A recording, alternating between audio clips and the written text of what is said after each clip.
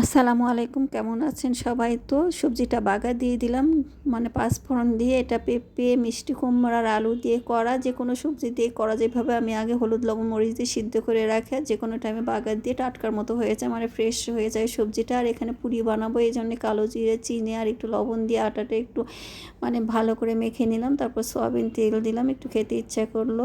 আর এই তো নর্মাল পানি দিয়ে দেবো, এখানে গরম পানি দিলেও হয়। দিয়ে একটু ভালো করে মিক্স করে নিলাম, নিয়ে মতে নিলাম, নিয়ে ছোটো ছোটো লুচি বেনে নেব।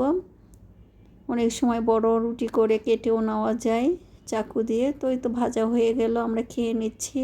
আর চা একদিকে উঠিয়ে দিচ্ছি, চায়ের দুধ, তো দুধ চা ছাড়া তো চলেই না। তো চাও হয়ে গেল, চা খেয়ে এখন শাক নিয়ে আসছে, শাক বাছা শুরু করব। আর বাতাবি লেবু নিয়ে আসছে, আমার বাতাবি লেবুটা খেতে ভালোই লাগে, একটু টক টক, তো একটু মুখে 2-1 চামচ দিলেই ভালো লাগে। তো শাকটা আমার মা বেছে দিচ্ছে, আর বাতাবি লেবুটা আমার মেয়ে বেছে দিল। আর এইদিকে আমি মাংস উঠে দিয়েছি, হাতে মেখে সব মশলা দিয়ে একদম মেখে দিয়ে হালকা পানি দিয়ে উঠে দিলাম।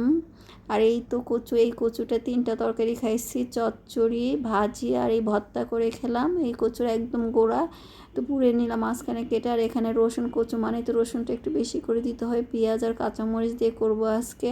ভেজে নিলাম, এটা একটু ছোট করে কেটে নিলাম, ব্লেন্ডার করব যেহেতু। তো ওই লবণ দিয়ে দিলাম, তেল দিয়ে দিলাম, আর একটু তেঁতুল দিব। কচু জিনিস একটু তেঁতুল দিলে ভালো লাগে খেতে, একটু টক টক হয়, মুখে স্বাদও বাড়ে। তো একটু তেঁতুলের বিচিগুলো খুলে রাখা হয় নাই, তো ওভাবে রাখছিলাম, তো এখন খুলে একটু দিয়ে দিলাম, ব্লেন্ডার করব।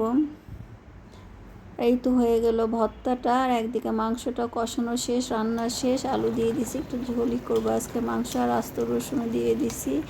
এই তো রান্না শেষ, আর ভর্তাটাও হয়ে গেছে, এই দেখেন। আর খুব মজা হয়েছে।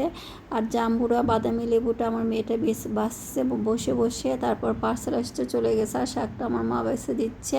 আর পার্সেল আসার জন্য খুব খুশি ছিল, বোঝেনি তো যেটা অর্ডার দেয় সেটা না আসা পর্যন্ত শান্তিও পায় না। অনেকক্ষণে আসছে, কিন্তু নামাজ পড়ে তারপর লোকটা দিয়ে গেছে, ওই জন্য অপেক্ষা করছিল। তো চলে আসছে আর জিনিস। আর এটা আরেকটা ছিল, তো আমার মেজর ছেলেটা নিয়ে চলে গেছে, ওই জন্য এটা ওর অনেক দরকার ছিল, তো এটা পেয়ে গেল।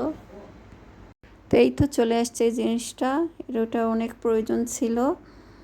ছিল কয়েকদিন আগেই, কিন্তু দেরি হয়েছে আসতে, ওই জন্য খুব চিন্তায় ছিল। তো পেয়ে গেল। আর দেখেন আমাদের ঘরে কি, এটা দেখলেই ভয় লাগে, চলে যাচ্ছে, এই তো ফেলে দিব।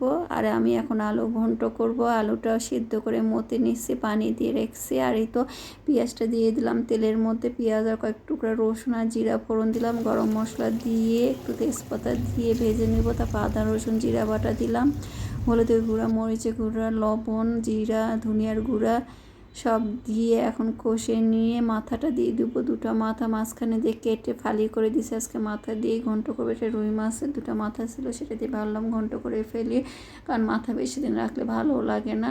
তো এই তো আজকে তরকারি। আর এই বাটা মাছটা ভাজি করব, হলুদের গুঁড়ো, মরিচের গুঁড়ো, লবণ দিয়ে মেখে রাখলাম। আর ছোটো মাছ, এই বাটা মাছটা যে কোনোভাবে ভাজি করলে ভালো লাগে।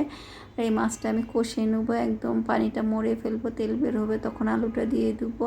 আর একটু ভাঙা ভাঙা করে নিলাম, 2টা আস্ত মাথা রাখছে আর একটু ভাঙা রাখছে। আমার ছোটো ছেলেটা আবার মাথা ছাড়া বোঝে না কিছু, ওর জন্য একটা গোটা রাখতে হয় মাথায়। তো আলু সিদ্ধ পানি দিয়ে রাখছিলাম, আলু সিদ্ধ করে মতো একটু পানি দিয়ে রাখছিলাম, সেটা দিয়ে দিলাম, এখন কষিয়ে নেবো।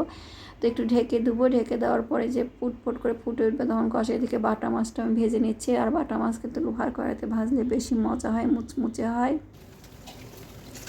এদিকে আলুটা আমি কষে নেবো, এখন হয়ে গেছে, পানিটা মরে গেছে। এই তো যখন ফুটবে আলুটা তখন বুঝবো যে কষানো শেষ। এই তো পানি দিয়ে দিলাম, দিয়ে একদম ঘাঁটি হওয়ার মতো করব। আর আমি এখানে রাঁধুনির পাতা দিব, আমি বাড়ি থেকে নিয়ে এসেছি রাঁধুনির পাতা, নিয়ে এসে ধুয়ে পরিষ্কার করে শুকিয়ে ডিপে রেখে দিয়েছিলাম। এটার ঘ্রাণটা কিন্তু খুব সুন্দর হয়, রাঁধুনির আলাদা গন্ধ আর পাতার আলাদা গন্ধ বের হয়। তো পাতাটার ঘ্রাণটাই বেশি, যেমন ধনিয়ার আলাদা গন্ধ, ধনে পাতার আলাদা গন্ধ, সেই রকম রাঁধুনি দিয়ে শীতের সময় চচ্চড়ি, শিম চচ্চড়ি আর ঘাটি খুব মজা হয়। তো ভালো থাকবেন, আল্লাহ হাফেজ।